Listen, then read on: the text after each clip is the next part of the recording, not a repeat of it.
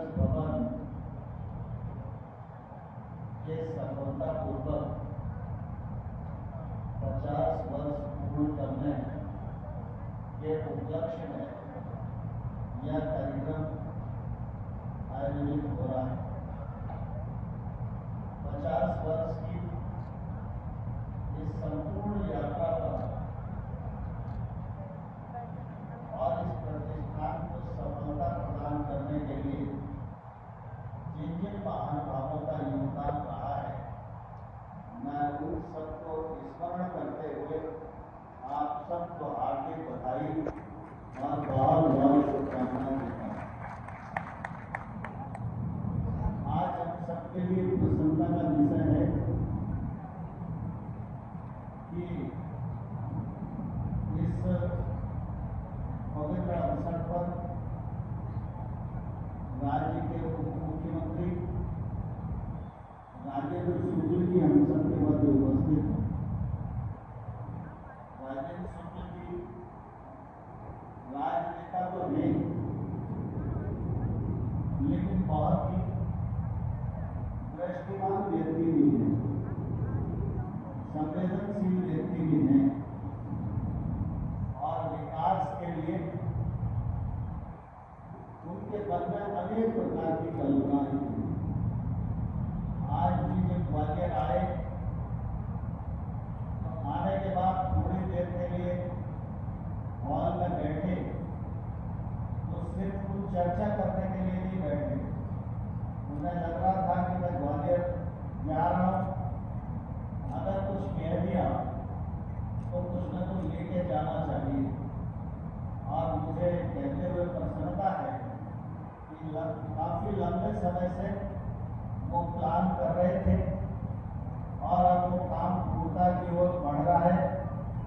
ग्वालियर में मध्य प्रदेश सरकार की ओर से एक बड़ा कैंसर पूरा अस्पताल बनने वाला है, उपकरणों के साथ, सारी मशीनों के साथ और सारी सुविधाओं के साथ। और आप सबको मालूम है कि हमारा मेडिकल कॉलेज बहुत पुराना है। जो हमारा जयरोग अस्पताल की बिल्डिंग थी वो पुरानी हो गई थी, तो पिछले दिनों 1000 बेड का अस्पताल जब शिवराज सिंह जी मुख्यमंत्री थे उस समय मंजूर हुआ था, वो बनकर तैयार हो गया और उसमें अस्पताल शिफ्ट हो गया। उसके बाद सुपर स्पेशलिटी हॉस्पिटल बना, वो भी संचालित हो गया, उसका लाभ भी लोगों को मिलने लगा है।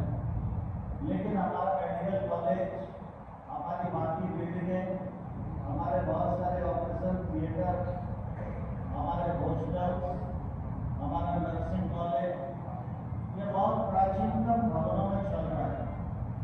तो पूरा गजरा राजा मेडिकल कॉलेज आमूल चूल परिवर्तन होकर नई शक्ल में आए, इसके लिए 1000 करोड़ रुपए का प्लान सरकार ने किया है।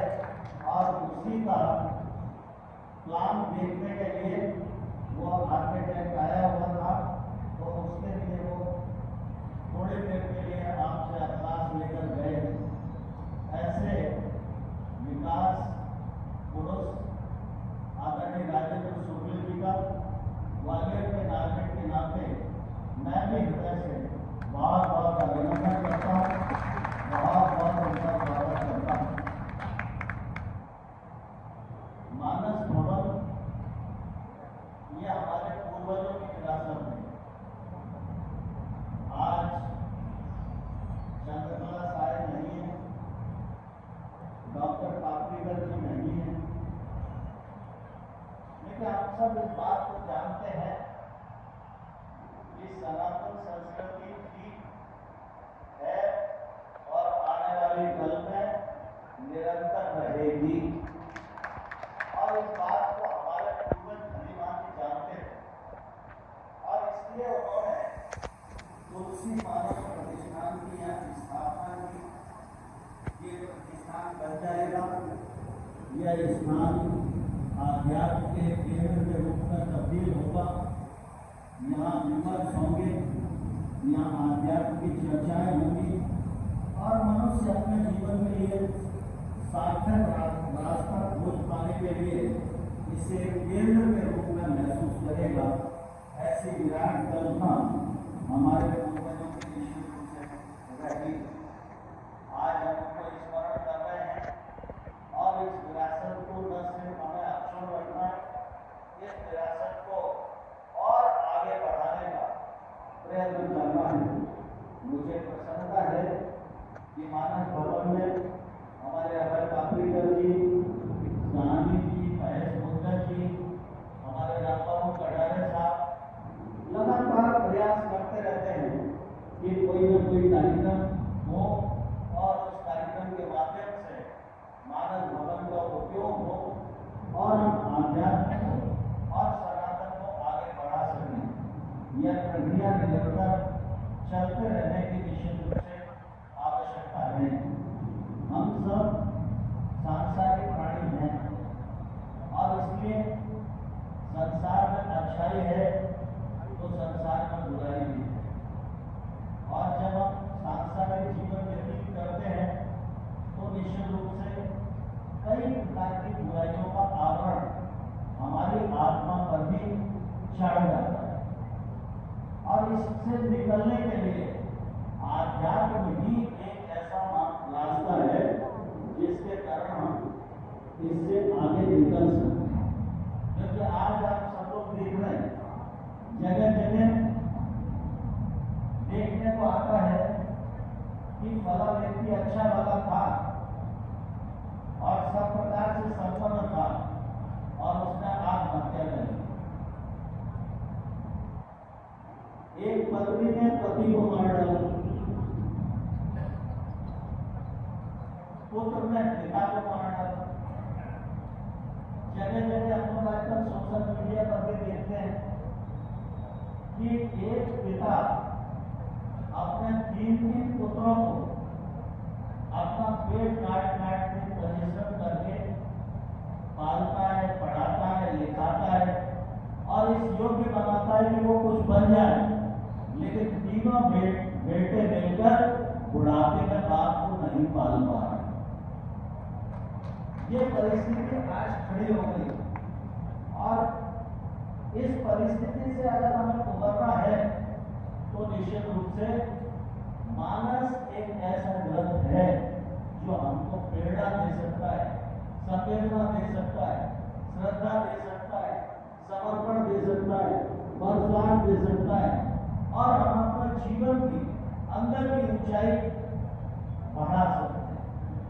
कई बार आप सबने अनुभव किया होगा कि बहुत सारे लोग जब भाषण देते हैं तो उनको बहुत जोर जोर से चिल्लाना पड़ता है। राजनीतिक क्षेत्र में तो ये होता है, लेकिन जोर जोर से चिल्लाना इसलिए पड़ता है कि अंदर की ऊंचाई नहीं।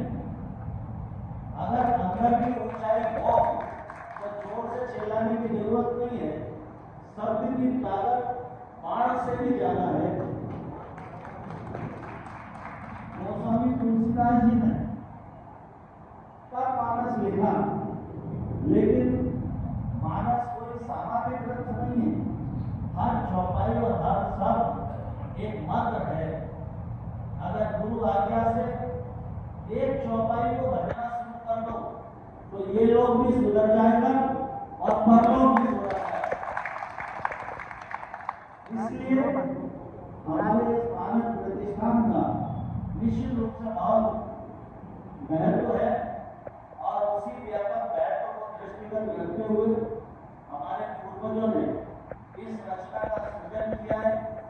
इस रचना का सदुपयोग हो और इस रचना के माध्यम से नई पीढ़ी को हम आध्यात्म का संस्कार दे सके, आध्यात्म का संदेश दे सके और जो हमारी सांस्कृतिक विरासत है उस विरासत का संस्कार भी नई पीढ़ी में हो सके।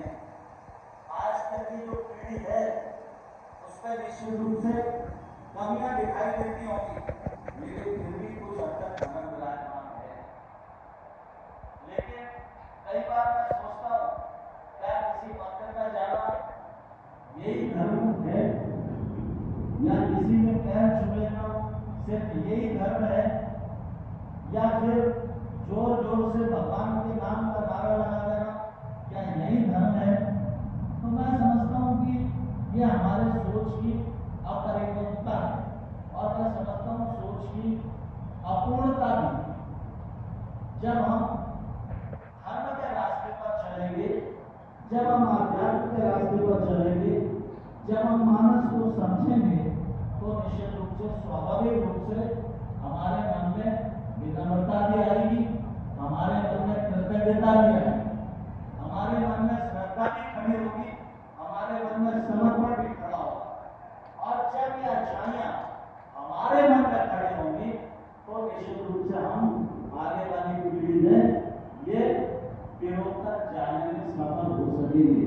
नहीं तो अगर अगली पीढ़ी एकदम खाली खाली रही, तो वो ऐसी प्रशंसा नहीं करेगी जैसे आज हम डॉक्टर पापड़ेकर जी की प्रशंसा कर रहे हैं।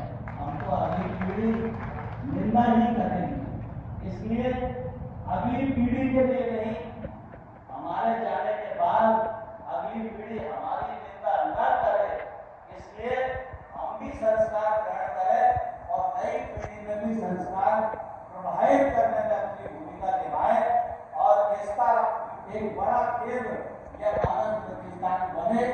इसी शुभकामना के साथ आप सबको हृदयपूर्वक बहुत बहुत धन्यवाद, बहुत बहुत बधाई।